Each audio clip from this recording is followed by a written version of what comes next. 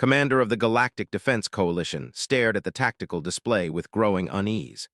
The crimson dots representing the Void Hunters continued their relentless advance across the Outer Rim territories, consuming entire star systems with methodical precision. In the 3 months since the invasion began, 17 civilizations had fallen silent, their worlds stripped bare of all organic matter. The War Council chamber aboard the flagship Eternal Vigil buzzed with nervous energy as representatives from dozens of species debated strategies that had already failed. Though with their crystalline features flickered between colors of distress, while they clicked their mandibles in frustrated patterns. Even the usually stoic delegates showed signs of strain, their skin taking on an unhealthy pallor. The hunters adapt too quickly, Admiral In reported, her 4 arms manipulating the holographic display. Every tactic we employ becomes useless within solar cycles. Their bioships learn from our weapons, evolve countermeasures faster than we can develop new strategies. Scaled Hide rippled with the involuntary fear response common to his species. As a draconian, he had lived for over 3 centuries, witnessed the rise and fall of countless conflicts. Never had he seen anything like the Void Hunters. They weren't just conquerors or raiders seeking resources. They were something far worse, a force of nature that consumed life itself, converting organic matter into more of their kind with horrifying efficiency. "What of the frontier worlds?"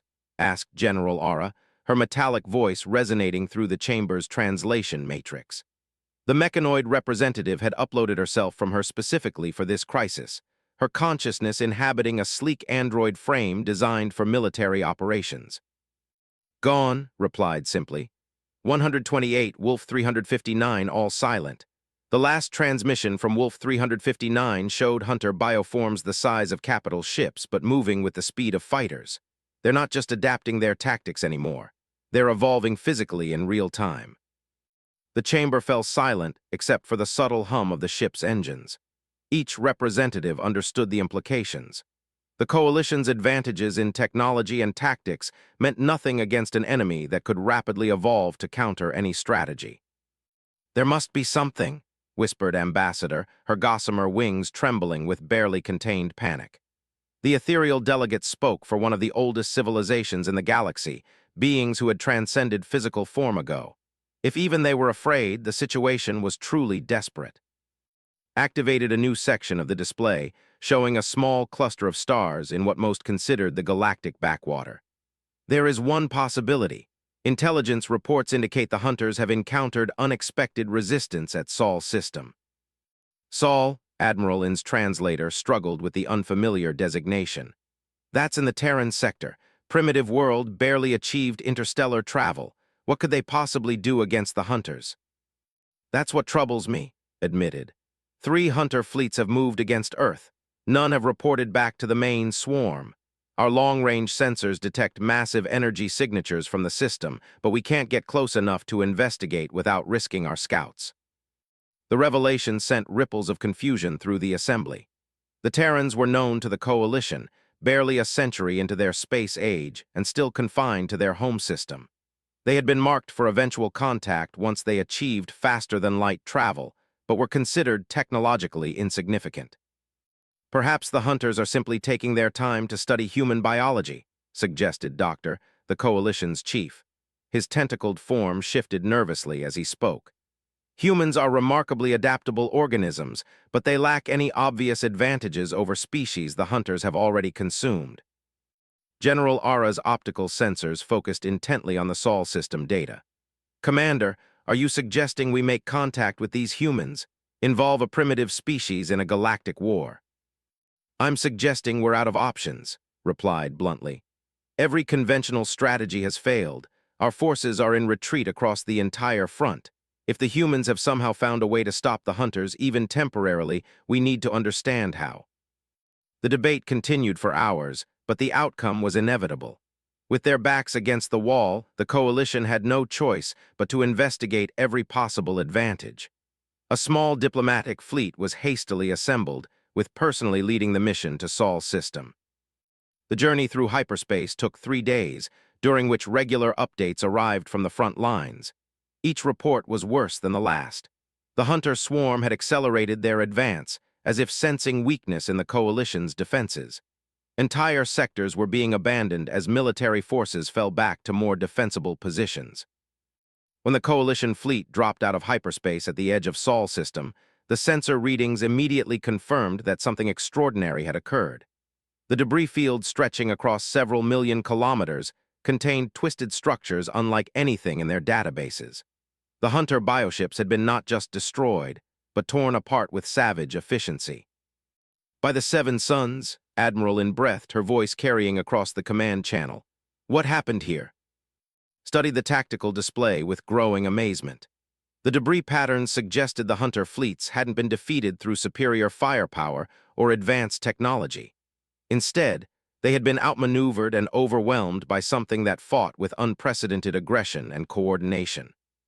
Commander, we're receiving a transmission from the inner system, reported Communications Officer Hose. It's from Earth. They're using our standard diplomatic frequencies. How do they know our protocols? Wondered aloud, but gestured for the transmission to be put through. The holographic display shimmered and resolved into the image of a human male, middle-aged by their species standards, wearing what appeared to be a military uniform. His features were weathered, eyes holding a hardness that spoke of recent combat experience. This is Admiral Sarah of the United Earth Defense Force, the human said, her voice carrying an authority that surprised. We've been monitoring your approach. Permission to come aboard your flagship for immediate consultation. The directness was jarring. Most first contact protocols involved elaborate exchanges of cultural information and careful diplomatic positioning. This human was treating them as military allies rather than potential threats or superiors. Admiral responded carefully, I am commander of the Galactic Defense Coalition. We're investigating reports of Void Hunter activity in your system. His expression hardened at the mention of the Hunters. The reports are accurate. We've eliminated 3 of their scout fleets over the past month. Our analysts believe these were probing attacks before a larger invasion force arrives. Eliminated? The casual way she used the term sent chills through scales. The Coalition had lost hundreds of ships trying to destroy even a single Hunter biovessel. This human spoke of eliminating entire fleets as if discussing routine patrol activities. We would be honored to meet with you, Admiral, replied. However, I must warn you that our technology and biology may be unfamiliar to your people. For the first time, stern expression cracked into what might have been amusement. Commander, we've been reverse engineering Hunter biotechnology for the past month. I think we can handle whatever surprises you might present. The transmission ended, leaving the Coalition command staff in stunned silence. Found himself reconsidering everything he thought he knew about humanity. The confidence in his voice wasn't bravado or ignorance. It was the calm certainty of someone who had faced the galaxy's greatest threat and emerged victorious. Within hours, a small human vessel approached the Coalition fleet. The ship's design was crude by galactic standards, clearly built for function rather than elegance. Yet something about its angular, aggressive lines suggested a predatory efficiency that made military instincts take notice. Admiral arrived aboard the Eternal Vigil with a small diplomatic escort and got his first close look at the species that had somehow turned back the Void Hunters. Humans were smaller than most sapient species, with relatively fragile-looking frames and limited natural weapons. Yet there was something in their bearing, a coiled tension that suggested hidden depths of capability. Commander said, extending her hand in what recognized as a human greeting gesture. Thank you for coming. We need to talk. As they made their way to the conference room, found himself studying the human admiral with growing curiosity. Her movements were economical, purposeful, suggesting military training that emphasized efficiency over ceremony. More intriguingly, she showed no signs of intimidation despite being surrounded by beings that could physically overpower her without effort. Admiral, he said carefully, my science staff is eager to understand how your forces defeated the Hunter fleets. Our own encounters with them have been less successful. His expression grew grim. Before I answer that, Commander, I need to know exactly what we're dealing with. Our intelligence on these Hunters is limited to what we've learned from capturing and studying their bioships. What's the strategic situation? The question revealed a tactical mindset that impressed. Rather than boasting about their victories or demanding recognition, immediately focused on gathering intelligence to assess the broader threat. It was the response of a professional military officer, not a primitive savage. In the conference room, surrounded by representatives from multiple species, listened intently as outlined the scope of the hunter invasion. Her expression grew more serious with each revelation about worlds consumed and fleets destroyed, but she showed no signs of fear or despair. 17 civilizations, she repeated when he finished. How many beings are we talking about? Conservative estimates place the death toll at over 40 billion sapients, Admiral In replied. The hunters show no interest in prisoners or negotiation. They simply consume everything organic and move on. Was quiet for a long moment, her fingers drumming silently on the table's surface.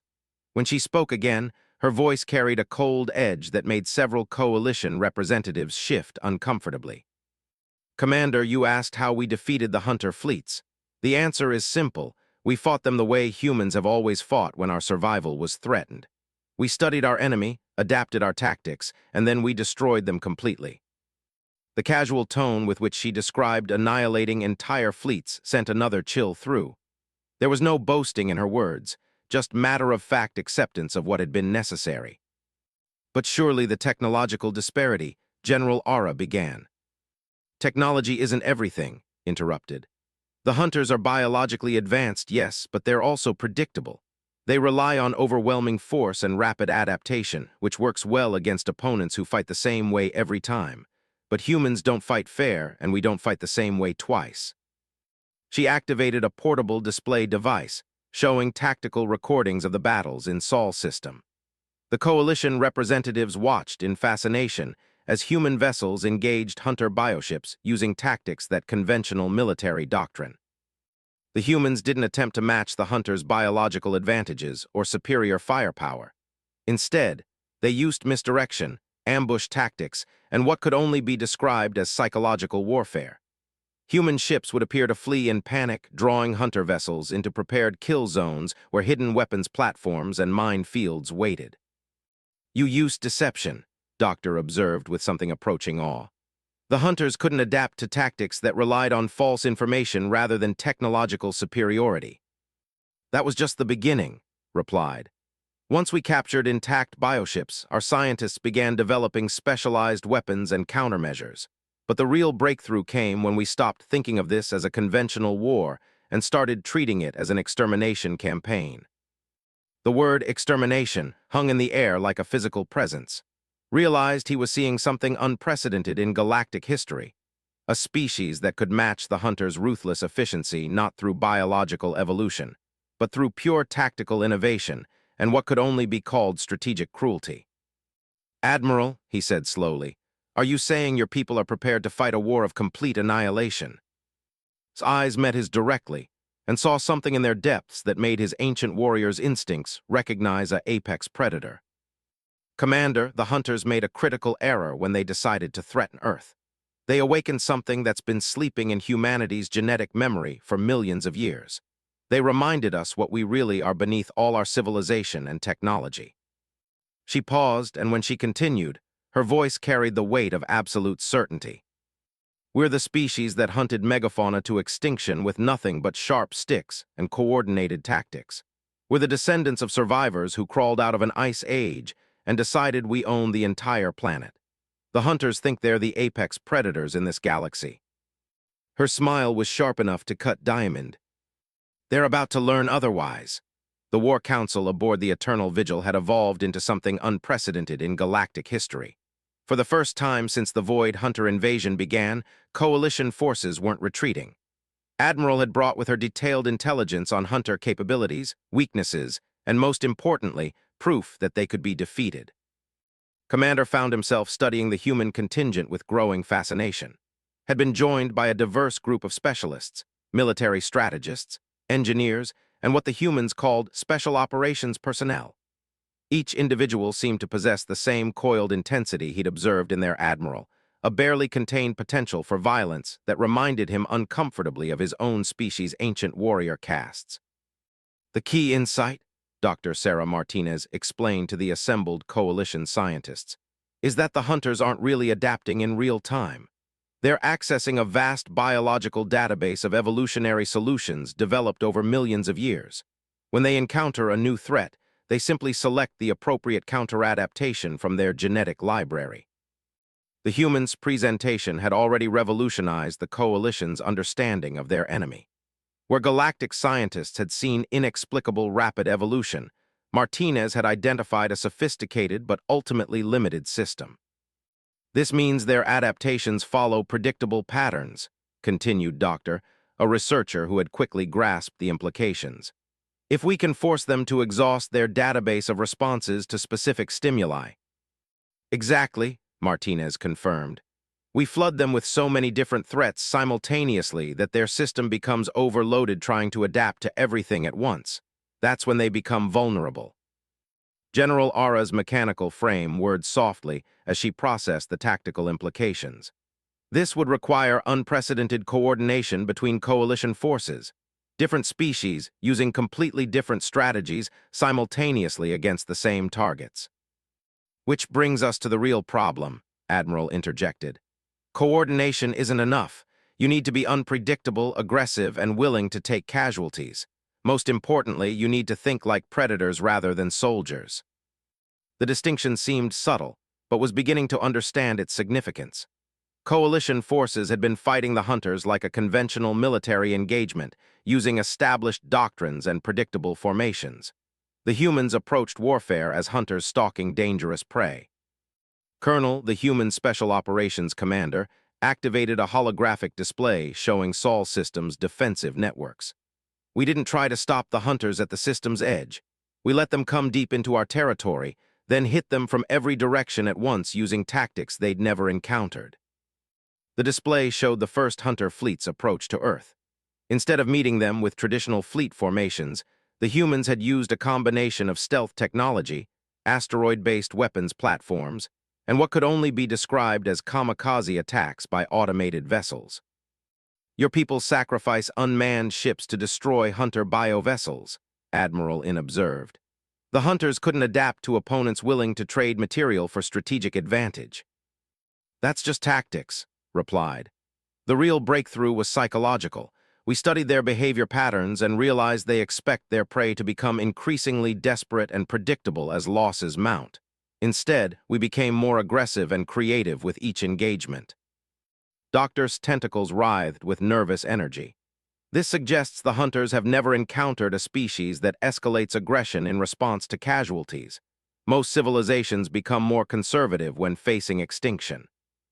Most civilizations didn't evolve on a death world, said bluntly. Earth has tried to kill us in every conceivable way for millions of years. Ice ages, eruptions, asteroid impacts, plague, famine, we've survived them all. The hunters are just another extinction event. Felt a chill at the casual way she described planetary catastrophes. He was beginning to understand that humanity's apparent weakness, their relatively fragile biology in short, had created something far more dangerous than physical strength. They were a species that had been forged by constant adversity into something that simply refused to surrender. The tactical planning session that followed revealed the scope of human innovation. In just 1 month of fighting, they had developed specialized weapon systems, new defensive strategies, and what called psychological warfare protocols specifically designed to exploit hunter behavioral patterns. The bioships are semi-sentient, explained Dr. Martinez. They have enough intelligence to make tactical decisions, but they're still bound by their programming. We found ways to trigger specific responses, then exploit the predictable follow-up behaviors. Lieutenant Commander Torres, a young human with the predatory focus of a career soldier, demonstrated with recorded tactical data. We discovered that hunter vessels will always attempt to recover damaged biomatter from their own ships.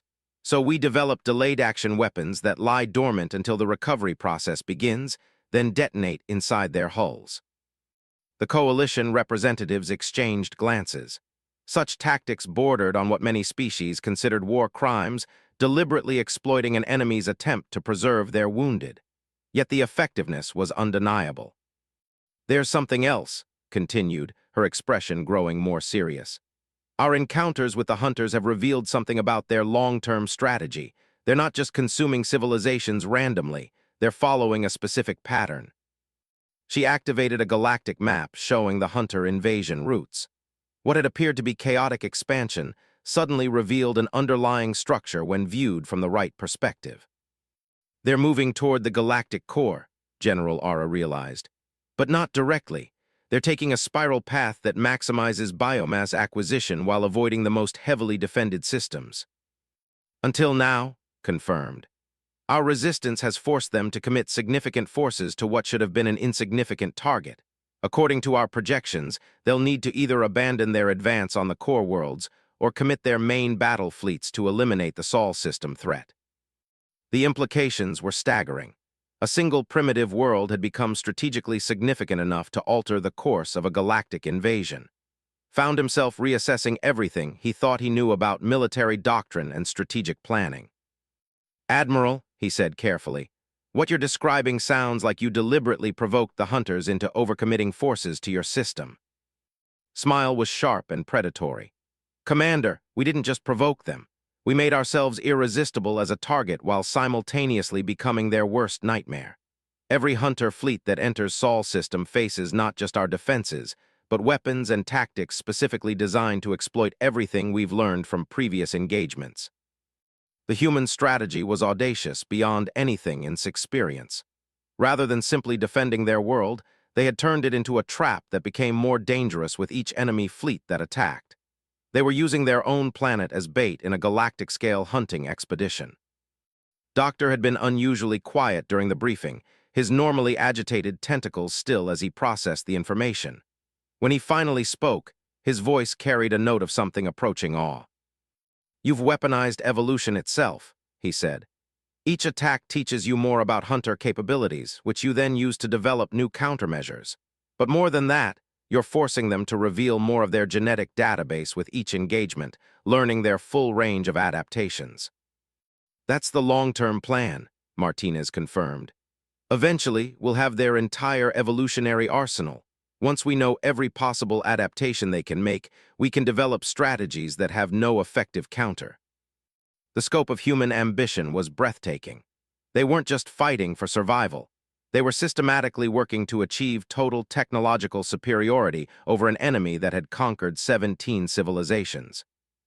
Admiral In's forearms gestured in a pattern that indicated deep concern. "This strategy requires your species to survive continuous attacks by an enemy that has destroyed every other military force it's encountered. The risks are acceptable," finished. "Admiral, our planet has survived everything the universe could throw at us for 4 billion years. We're betting we can outlast a bunch of overgrown bacteria with delusions of grandeur." The casual dismissal of an enemy that terrified the galaxy sent another chill through Scales. He was witnessing something unprecedented, a species that became more dangerous as the odds against them increased. "There's something you need to understand about humans," continued, addressing the coalition representatives directly. "We don't just fight to survive, we fight to win absolutely. When something threatens our species, we don't stop at defense. We hunt it down and eliminate it completely." The conference room fell silent except for the subtle hum of the ship systems. Each alien representative was processing the implications of allying with a species that approached warfare with such systematic brutality.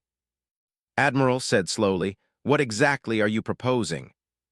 Activated a new display showing human fleet deployments and defensive installations throughout Sol system. The scope of militarization was staggering. They had transformed their entire star system into a fortress designed for one purpose. "We're proposing to teach the galaxy how to hunt void hunters," she said. "Our forces will share intelligence, tactical innovations, and specialized weapons with coalition fleets. In exchange, we want full access to galactic technology databases and military support for our primary objective." "Which is?" His eyes held the cold certainty of absolute predatory focus. "Complete extermination of the hunter species. Not defeat, not containment, extinction. They made the mistake of threatening Earth. We're going to make sure they never threaten anyone else ever again." The words hung in the air like a death sentence. Realized he was witnessing the birth of something that would reshape galactic civilization. The humans weren't offering to help defend against the hunters. They were proposing to lead a campaign of systematic genocide against the most dangerous enemy the galaxy had ever known. "The hunters have consumed 40 billion sapient beings," continued. "Every minute we delay, more civilizations die. We can end this war, but only if the coalition is willing to follow human tactical doctrine. General Ara's optical sensors focused intently on the human admiral. What would this doctrine entail? Total war, answered. No mercy, no negotiations, no retreat. We hunt them across every star system in the galaxy until nothing remains but debris. We use their own biological advantages against them until their evolutionary database becomes a liability rather than an asset. Dr. Martinez brought up detailed schematics of captured Hunter bioships. We've identified critical vulnerabilities in their command and control systems. With coalition manufacturing capabilities, we can develop specialized weapons that exploit these weaknesses on a galactic scale. The presentation continued for hours as human specialists outlined a comprehensive strategy for not just defeating the Hunters, but systematically hunting them to extinction. The scope was ambitious beyond anything attempted in galactic history, requiring unprecedented cooperation between species with radically different military doctrines. Yet as listened to the detailed planning, he began to understand why the humans were so confident. They weren't just proposing tactics. They were offering to transform the coalition from prey into predators.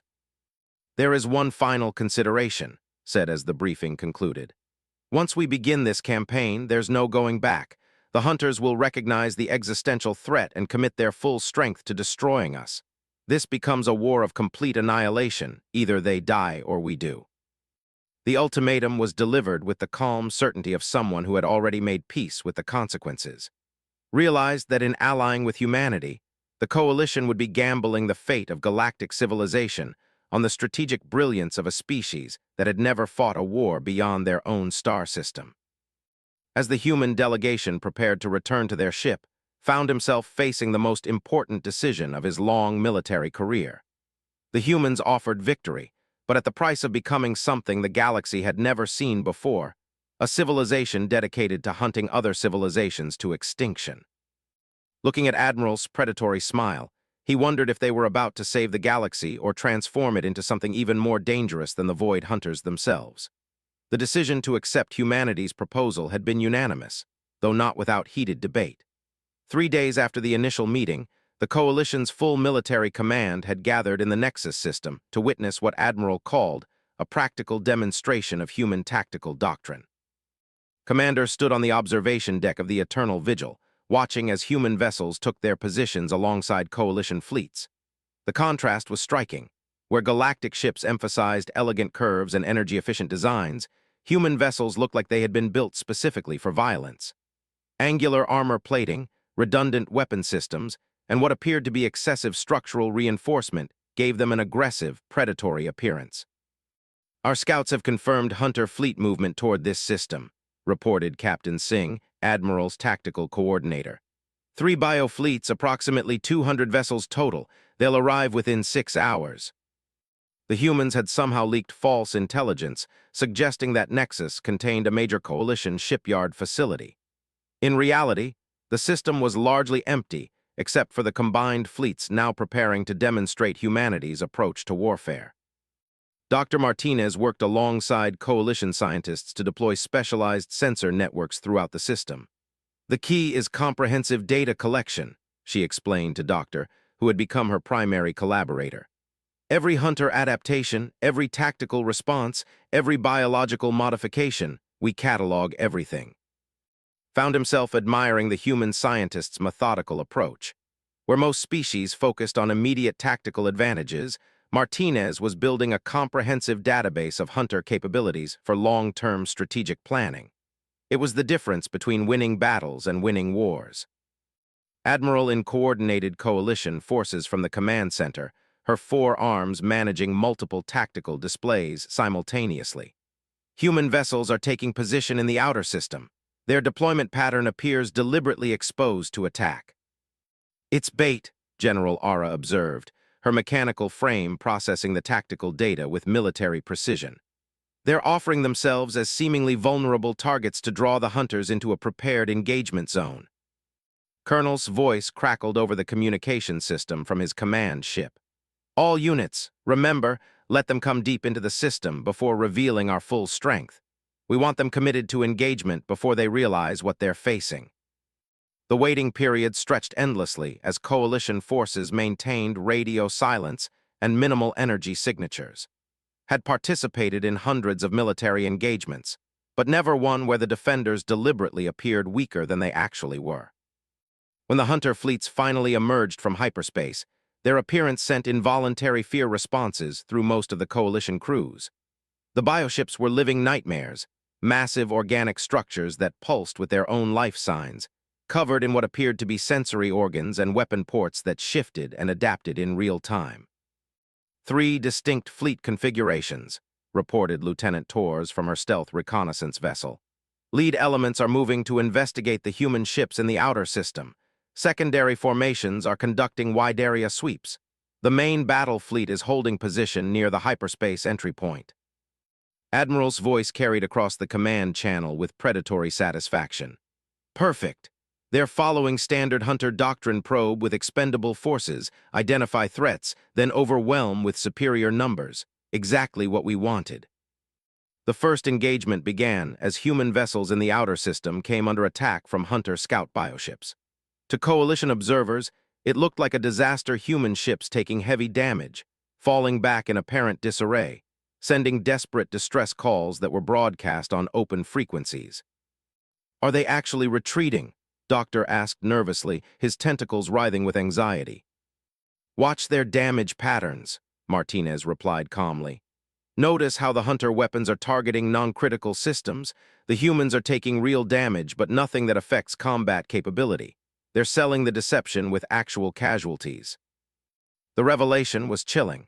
Human crews were deliberately taking damage to maintain the illusion of weakness, trading injured personnel for tactical advantage. It was a level of cold calculation that few species could match. As the Hunter scouts pressed their apparent advantage, more bioships moved into the system. The main Hunter fleet began advancing as their commanders became convinced they faced a demoralized enemy in full retreat. Now we see why they're so confident, Admiral In murmured as she watched the tactical display. They're not just fighting a battle, they're manipulating their enemy into fighting the battle they want. The trap was sprung when the Hunter main fleet reached the system's midpoint, pursuing what appeared to be fleeing human vessels. Suddenly, the space around the bioships erupted with weapons fire from concealed platforms, stealth ships, and what the humans called asteroid fortresses, weapons platforms built into hollowed-out asteroids that had been positioned throughout the system months earlier. But the real shock came from the human vessels themselves. Ships that had appeared damaged and fleeing suddenly revealed their true capabilities. Hidden weapon systems emerged from concealed compartments. Damaged armor plating fell away to reveal pristine hull sections, and energy signatures spiked as full power was restored to systems that had been deliberately running on minimum output. They were never retreating, General Ara said with something approaching awe. Every apparent weakness was carefully calculated deception. The Hunter bioships tried to adapt to the sudden reversal, but the humans had prepared for that as well. As soon as Hunter vessels began showing biological modifications in response to human weapons, specialized counter-adaptation systems activated. Dr. Martinez had spent months developing weapons that could respond to Hunter evolution in real time. Biological analysis complete, she reported as her sensors tracked the enemy adaptations. Deploying countermeasure package Delta 7, Hunter defensive modifications will be neutralized in approximately 90 seconds. Watched in fascination as human weapons systems literally evolved during the battle, matching Hunter adaptations with technological responses that appeared just as quickly. It was evolution versus engineering, with the humans somehow managing to keep pace with millions of years of biological development. The coalition fleets had been assigned specific roles in the battle plan, but quickly realized their function was as much observational as tactical. The humans wanted their allies to witness every aspect of their fighting methods, to understand exactly how they approached warfare against a supposedly superior enemy. Note the psychological impact, commented as Hunter formations began showing signs of confusion. They're encountering responses they've never seen before. Their command structures aren't designed to handle enemies that become more dangerous after taking damage. Indeed, the Hunter bioships were beginning to exhibit behaviors that suggested genuine confusion. Their formations became less coordinated as individual vessels tried to adapt to threats their genetic database couldn't classify. The humans had somehow managed to present stimuli that overloaded the hunter adaptation system. "It's working," Doctor said with growing excitement. "Their biological responses are becoming increasingly erratic. They're trying to adapt to everything simultaneously and achieving nothing useful." The battle evolved from a careful trap into something resembling a hunting expedition. Human vessels worked in coordinated packs, herding hunter bioships into kill zones where concentrated firepower could overwhelm their adaptive defenses. More importantly, they were capturing disabled vessels whenever possible. "Boarding teams Alpha through Delta, you are cleared for specimen acquisition," ordered. "Remember, we need intact command organisms and functional adaptation samples." Felt his scales ripple with involuntary fear as he watched human soldiers board active hunter bioships. The idea of entering a living enemy vessel that could literally evolve countermeasures against intruders was terrifying beyond description. Yet the humans approached it as routine procedure. "How are they surviving in there?" Admiral In asked as tactical displays showed human boarding teams moving through hunter vessel interiors. "Specialized environmental suits and weapons designed specifically for bioship infiltration," Torres explained. "Plus, they're moving too fast for the ships to develop effective countermeasures, in and out before biological adaptation can occur." The boarding operations revealed another aspect of human tactical thinking. They weren't just fighting to win individual battles, but to gather intelligence for future engagements. Every captured sample, every documented adaptation, every behavioral observation was being fed into a growing database of hunter capabilities. As the battle wound down, the scope of human victory became clear. Of the 200 hunter bioships that had entered the system, less than 30 had escaped. The remainder had been either destroyed or captured, with minimal coalition casualties despite the ferocity of the engagement. "Preliminary analysis indicates we've documented 47 previously unknown hunter adaptations," Dr. Martinez reported as her teams processed the captured data, "including several that appear to be evolutionary dead-ends adaptations that actually reduced combat effectiveness." The implications were staggering. The humans had not only defeated a hunter fleet, but forced them to reveal critical vulnerabilities in their adaptation system. What had been the enemy's greatest strength was becoming a source of exploitable weaknesses. "Commander," Admiral said as the post-battle analysis continued, "your observers performed excellently. We particularly appreciated the draconian tactical integration protocols. They'll be very useful for expanding these methods to full coalition operations." The comment revealed another aspect of human strategic thinking. They weren't just demonstrating their capabilities. They were studying how different species fought, learning to integrate alien tactical doctrines into their own methods. They were becoming more dangerous through cooperation rather than in spite of it. Doctor approached with data tablets covered in biological analyses. "Commander, you need to see these results. The humans have discovered something extraordinary about hunter bioships." The findings were indeed remarkable. Analysis of captured vessels revealed that the hunters weren't as biologically superior as previously believed. Their rapid adaptation came at enormous metabolic costs, requiring massive energy expenditure and creating systemic vulnerabilities that could be exploited. "They're actually quite fragile," Dr. Martinez explained as she joined the discussion. "All that biological sophistication requires incredibly complex support systems. Disrupt the right metabolic processes, and the entire organism becomes unstable." "You're describing a way to kill them at the cellular level," realized. "Not just destroying their ships, but making their very biology turn against them." "Exactly," Martinez confirmed with predatory satisfaction. "We've identified 17 critical metabolic pathways.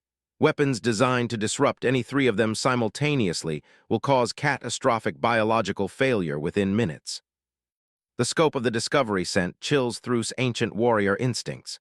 The humans had found a way to make the hunter's greatest strength, their biological nature, into their most devastating weakness. They weren't just winning battles anymore, they were developing the tools for complete species extermination. As coalition fleets prepared to depart Nexus system, found himself contemplating the transformation he had witnessed. The humans had done more than demonstrate superior tactics. They had shown how to think about warfare itself in entirely new ways. "Admiral," he said as the human delegation prepared to return to their ships, "your people have achieved something remarkable here. But I must ask, what happens when this war ends? What does humanity do with these capabilities when there are no more hunters to fight?" His expression grew thoughtful, her predatory intensity softening slightly. "That's a question we've been asking ourselves, Commander. But first, we have to make sure the war actually ends with the hunters extinct rather than the rest of the galaxy consumed." Her pause was brief but telling. "After that, I suppose we'll have to decide what kind of species we want to be in a galaxy where nothing can threaten us anymore." The implications of that statement would haunt for months to come, as he watched humanity systematically transform galactic civilization into something that had never existed before, a unified military force, specifically designed for hunting other civilizations to extinction. The question wasn't whether they could destroy the Void Hunters, but what they would become in the process of doing so. 6 months after the Nexus demonstration, the galaxy had transformed into something unrecognizable. The Coalition military had restructured itself around human tactical doctrines, adopting strategies that would have been considered war crimes by previous galactic standards. Commander found himself leading mixed-species hunter-killer groups that pursued Void Hunter fleets with relentless efficiency. The war room aboard the Eternal Vigil had been redesigned according to human specifications. Multiple holographic displays showed real-time tracking of hunter movements across 17 star systems, with predictive algorithms that could forecast their likely targets weeks in advance. The methodical approach to genocide was unsettling in its systematic precision. "Target Sector Delta 7 shows signs of hunter fleet concentration," reported Captain Singh, whose expertise in tactical coordination had made him invaluable to Coalition operations. "Preliminary analysis suggests they're massing for an assault on the—" Admiral studied the data with the focused intensity that had become familiar to Coalition commanders. Her transformation from diplomat to military strategist had been remarkable. She now commanded respect from species that had been fighting interstellar wars for. "Estimated force composition?" she asked. 12 biofleets, approximately 1,800 vessels," responded General Aura. The mechanoid's android frame had been upgraded with human-designed tactical processing systems that enhanced her analytical capabilities. "This represents the largest hunter concentration we've observed since the invasion began." Dr. Martinez looked up from her xenobiology workstation, where she had been analyzing the latest hunter specimens. "Commander, this could be what we've been waiting for. If we can document the full range of hunter adaptations in a major fleet engagement, we might finally map their complete evolutionary database." Felt the familiar chill that accompanied thoughts of humanity's ultimate objective. They weren't content with defeating the hunters. They wanted to understand every biological capability their enemy possessed, so they could develop countermeasures that would make hunter existence impossible anywhere in the galaxy. "The has 40 billion inhabitants," Admiral In pointed out, her 4 arms manipulating tactical displays with practiced efficiency. "We cannot use them as bait for our intelligence gathering." "We're not using them as bait," replied sharply. "We're using the hunter attack as an opportunity to test our latest innovations. There's a significant difference." The distinction was lost on most Coalition commanders, but understood the human mindset well enough by now to recognize the brutal pragmatism. They would save the population, but only as a secondary objective to their primary goal of studying hunter capabilities under battlefield conditions. Colonel activated a strategic planning display showing projected fleet movements. "Our latest intelligence suggests the hunters are preparing to reveal new biological adaptations specifically designed to counter our tactics. This could be our chance to document capabilities they've kept in reserve since the invasion began." The humans had become obsessed with what they called forcing evolutionary disclosure, creating battlefield conditions that compelled the hunters to reveal their most advanced biological capabilities. It was systematic intelligence gathering disguised as military operations. Doctor's tentacles writhed nervously as he processed the implications. If the hunters are indeed preparing new adaptations, they may have developed countermeasures to our antibiological weapons. We could be facing enemies that are immune to our most effective technologies. "Then we'll develop new technologies," Martinez replied with characteristic human confidence. That's how evolution works, constant adaptation to new challenges. The difference is that we can adapt faster than they can now. The statement revealed the core of humanity's strategic thinking. They had turned warfare into an accelerated evolutionary arms race, with technological innovation replacing biological adaptation as the mechanism for survival. More importantly, they had convinced themselves they could win that race. Admiral said carefully, the defense fleets are requesting immediate reinforcement. Their orbital platforms won't withstand a concentrated hunter assault. Studied the tactical displays for several moments before responding. We'll provide reinforcement, but not in the way they expect. Colonel, initiate Protocol Omega-7. All coalition forces will follow human tactical doctrine for this engagement. Protocol Omega-7 was humanity's most controversial military innovation, a strategy that used civilian populations as both shield and sword against hunter forces. The defenders would appear to be conducting a traditional evacuation, while actually deploying concealed weapons and sensor networks throughout populated areas. You're turning the entire planet into a fortified position, General Ara observed. The civilians become part of the defensive grid. The civilians become active participants in their own survival, corrected. We've learned that the hunters adapt differently when facing organized resistance from entire populations rather than just military forces. The human approach to warfare had evolved beyond traditional military doctrine into something that resembled total societal mobilization. They didn't distinguish between combatants and civilians because they had learned that the hunters responded to different threat categories in predictable ways. As coalition fleets moved toward the system, found himself contemplating the transformation his own forces had. Draconian warriors who had once prided themselves on honorable single combat now employed deception, misdirection, and psychological warfare as standard tactics. The change wasn't limited to military operations.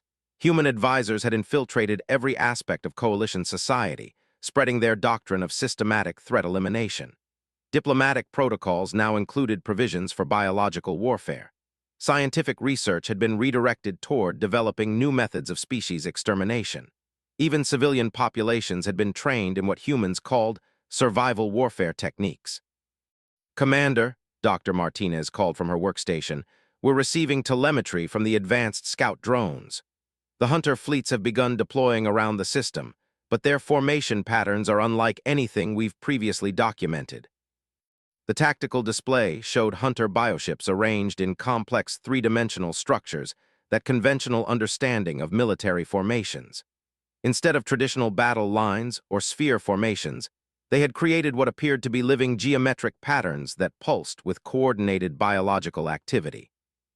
It's a macroorganism, Doctor breathed in horrified fascination. They're not operating as individual ships anymore. The entire fleet has become a single biological entity. The revelation sent chills through the command staff. The hunters had evolved beyond individual bioships into something resembling a hive mind with distributed intelligence across thousands of vessels. It was an adaptation that made their previous capabilities seem primitive by comparison. How do we fight something like that? Admiral In asked. Smile was sharp enough to cut space-time. The same way we fight everything else, we study it, understand it, then find a way to kill it completely. The engagement that followed would be remembered as the turning point of the war, though not for the reasons anyone expected. Coalition forces arrived at the system to find the hunter macroorganism had completely surrounded the planet, creating what appeared to be an impenetrable biological barrier. Traditional tactics would have involved attempting to breach the barrier through concentrated firepower.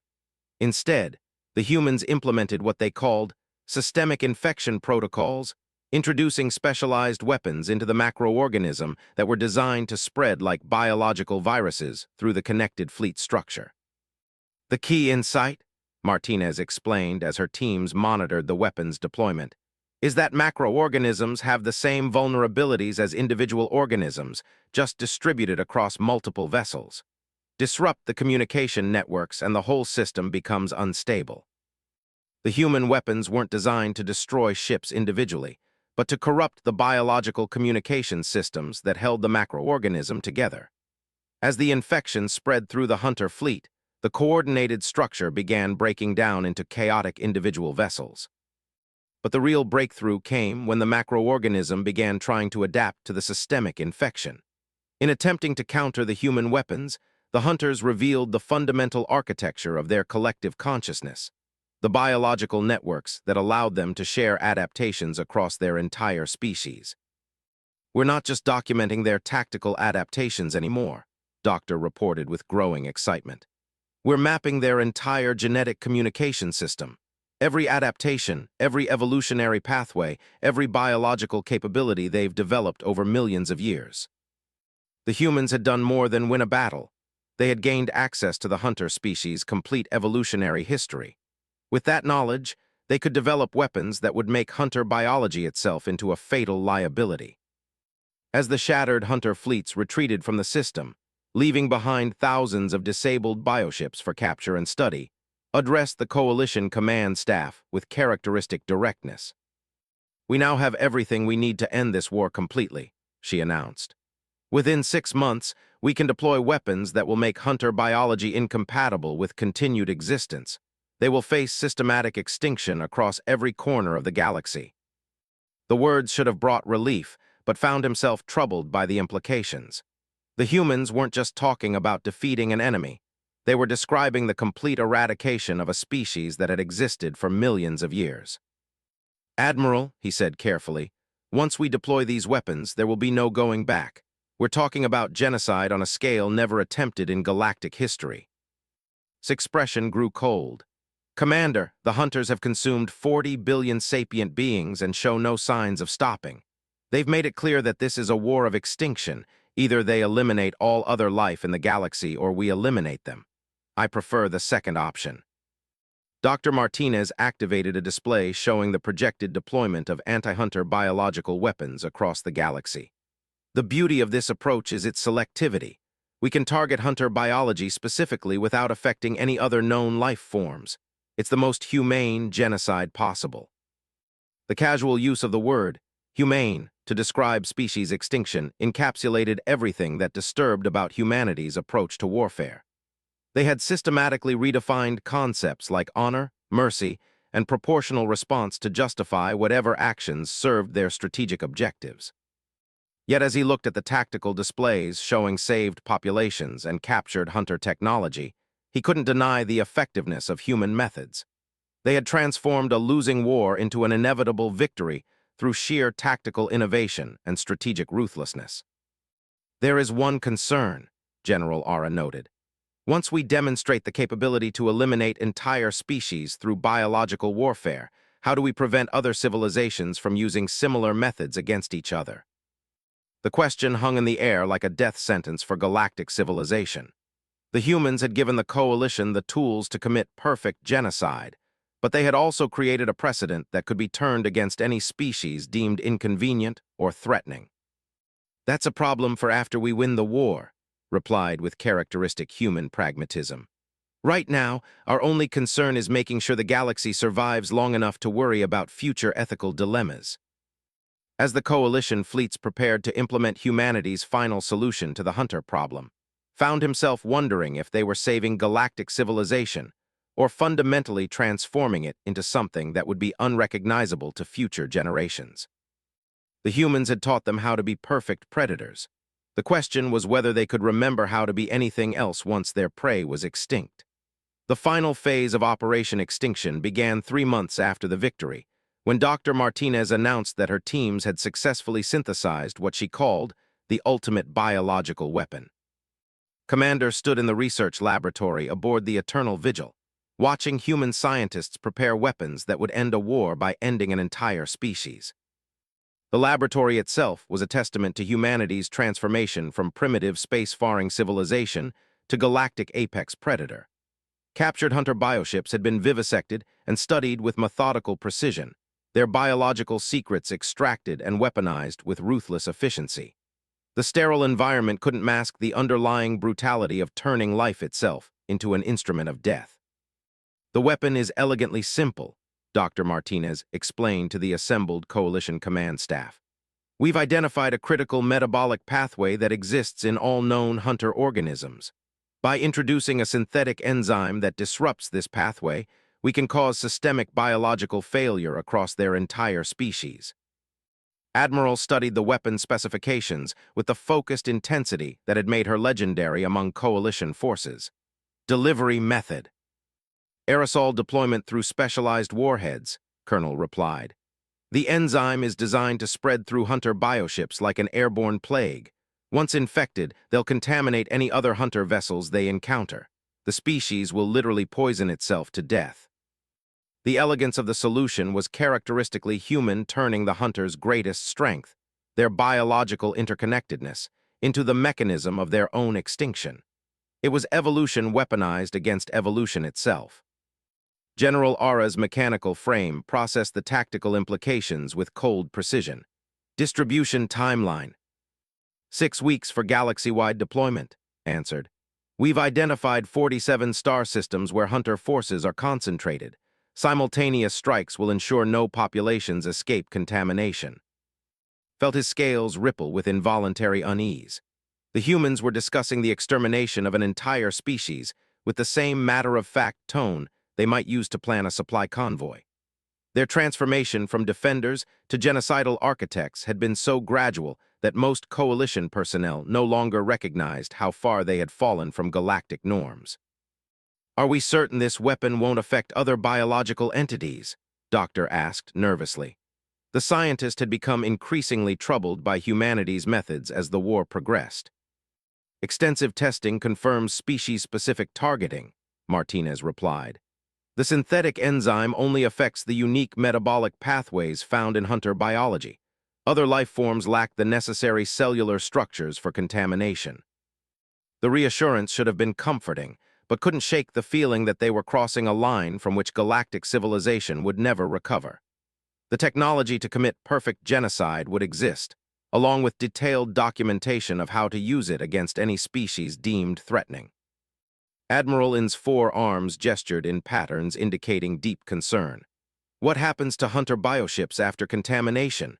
Do they simply die, or could they become environmental hazards? Complete biological breakdown occurs within 72 hours, explained. The enzyme causes cellular structures to collapse at the molecular level. Contaminated vessels will literally dissolve into component organic matter. The clinical description masked the horror of what they were planning. Millions of hunter organisms would die in agony as their own biology turned against them, their bodies dissolving from within as synthetic enzymes corrupted every cell simultaneously. There's something else you should know, continued, her expression growing more serious. Our intelligence suggests the hunters are aware of our biological research. They've begun developing what appears to be counter-adaptation protocols. The statement sent chills through the command staff. If the hunters could adapt to the synthetic enzyme, humanity's ultimate weapon would become useless before it could be deployed. Dr. Martinez brought up detailed analysis of recent hunter specimens. They're attempting to modify their metabolic pathways to eliminate the vulnerabilities we've identified. However, such fundamental biological changes would require massive genetic restructuring across their entire species. Which brings us to our strategic opportunity, said with predatory satisfaction. If we force them to attempt such radical adaptation, we can use the process itself to destroy them. The human strategy was breathtakingly ruthless.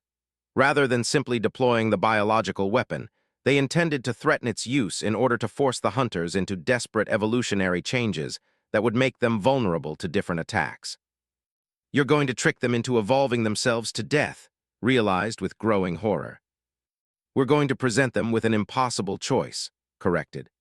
They can maintain their current biology and face certain death from our weapons, or they can attempt radical adaptation and face probable death from the biological instability of fundamental genetic change.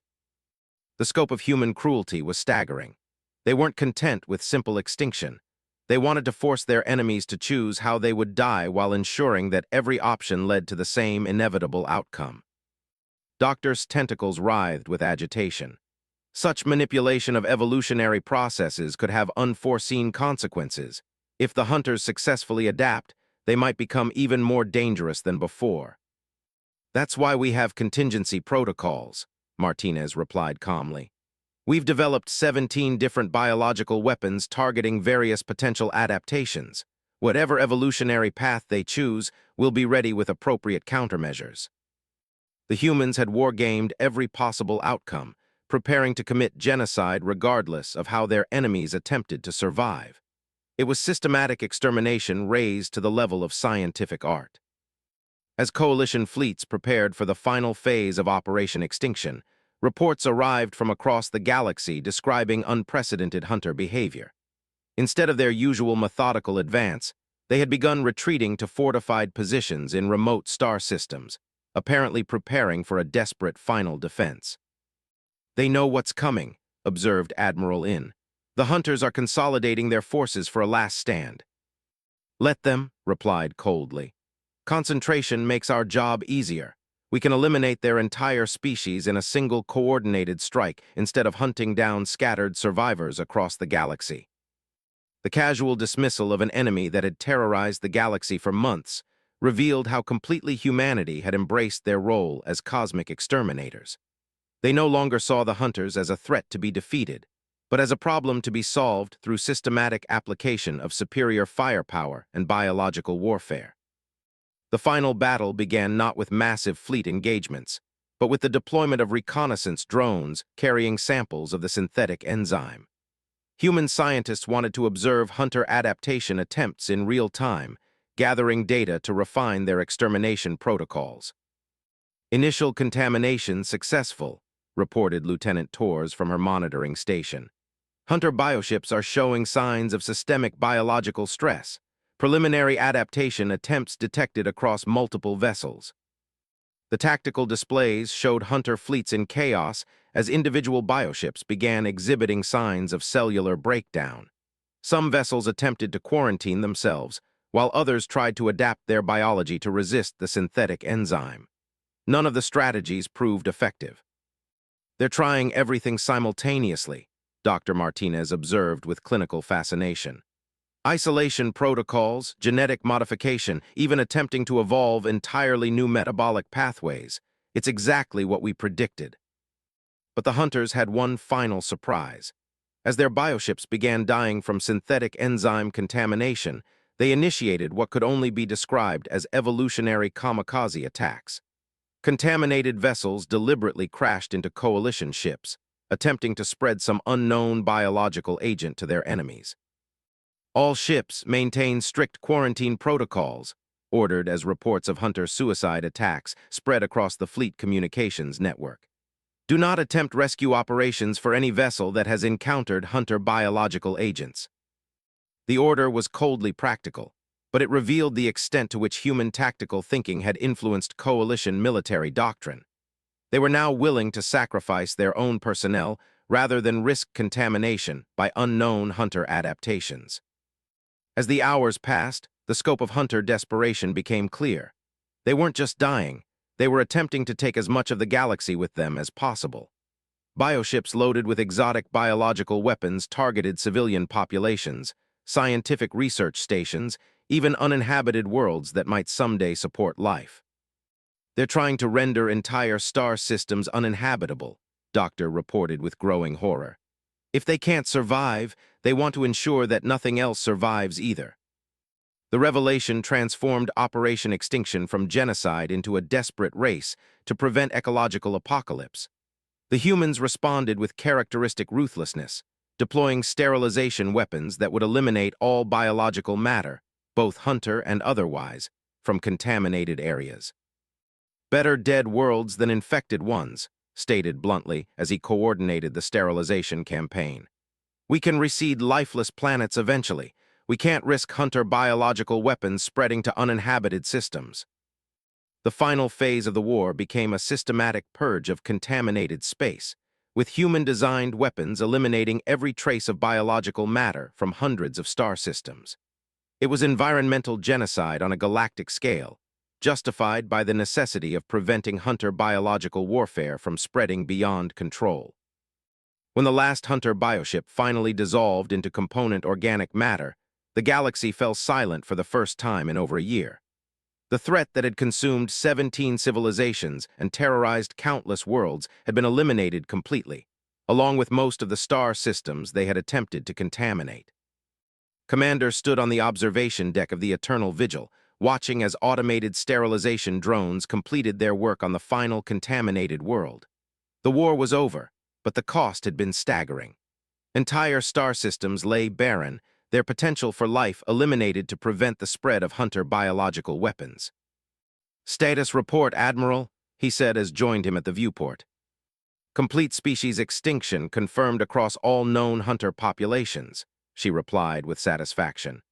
"Biological weapons analysis indicates no viable genetic material remains that could reconstitute their species. The threat has been eliminated permanently." The words should have brought relief, but found himself contemplating what the galaxy had become in the process of saving itself. The coalition military had been transformed into an organization capable of perfect genocide. Dozens of worlds lay sterilized and lifeless. Most disturbing of all, the techniques developed for Hunter extermination could be applied against any species that posed a future threat. "What happens now?" he asked. Was quiet for a long moment, her expression unreadable. "Now we decide what kind of galaxy we want to live in. We've proven that any threat can be eliminated if we're willing to pay the price. The question is whether we can remember how to build instead of just destroying." She paused, and when she continued, her voice carried a note of uncertainty that had never heard before. "My people spent millions of years learning to be predators. We've gotten very good at hunting things to extinction. Maybe it's time we learned how to do something else." As coalition fleets began the long journey home to worlds that would forever be changed by what they had witnessed and done, wondered if humanity's greatest victory might also prove to be their most dangerous legacy. They had saved the galaxy from the Void Hunters, but in doing so, they had shown every species the true meaning of absolute warfare. The heavens no longer feared the Hunters' power. Now they feared something far more terrifying. The species that had proven hunting gods themselves was just another problem to be solved through superior violence and systematic ruthlessness. The age of humanity had begun, and the galaxy would never be the same.